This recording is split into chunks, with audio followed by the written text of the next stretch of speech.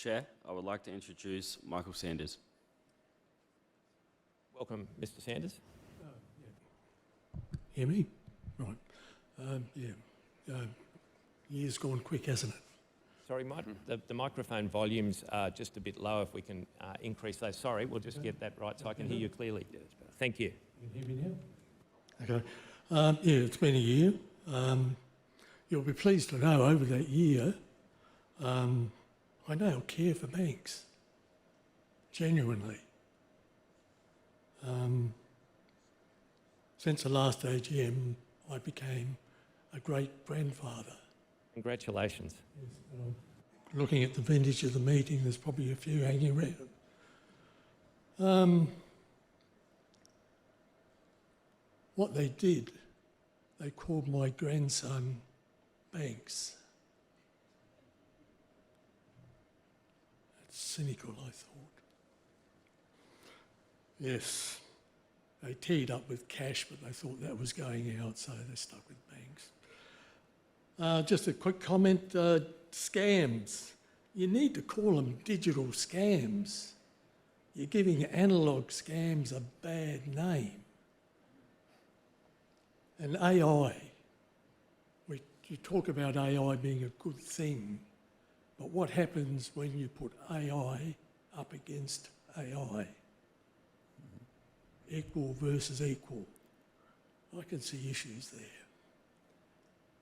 I have about 8 issues I'd like to address today. I'll break them up into lots of 2, so we don't... Thank you. We'll start with the first one.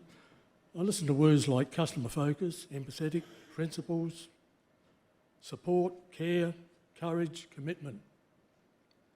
At the last AGM, I used an individual case to highlight a systemic issue within the CBA that all shareholders should have concerns. CBA had charged its customer hundreds of thousands of dollars for its legal advice whilst in dispute. The Code Compliance Monitoring Committee stated that bank lawyers must comply with all conditions under Clause 35 of the Code of Banking Practice and stated, direct quote, "From the date notified of a complaint, no legal costs may be charged to the customer relating to the resolution of a complaint/dispute. These fees and the associated interest have not been reversed and the matter is still in active dispute.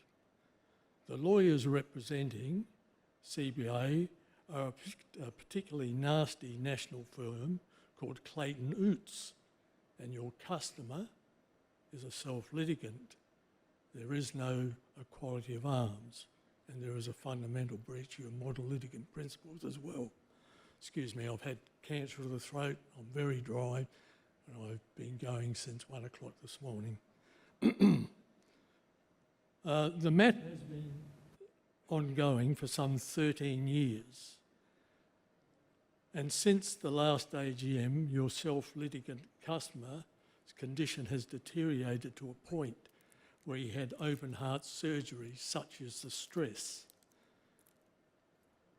Because of his lack of confidence, this is sad, this is really sad, because of his lack of confidence in your bank's fairness and based on past experience, he did not want to advise the CBA of his condition because he felt the bank and the bank's lawyers would double down because of his fragile condition.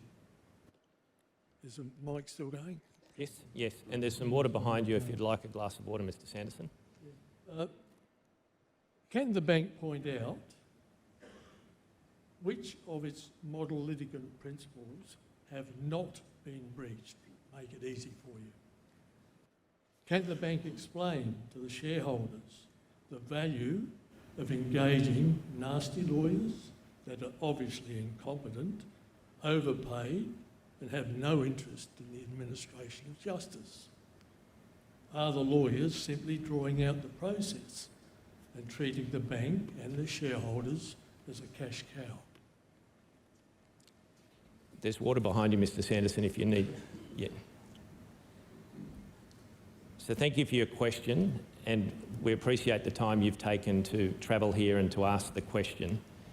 We do endeavour to support customers through challenging times, and we do seek to resolve complaints quickly. I'm familiar with the details that you're talking to, but we cannot talk to specific individual customer issues. But we do take complaints seriously, both internally and externally, and we have resolution processes to address them. And we do endeavour to avoid legal proceedings where we must. But where we must, we will undertake what action is necessary.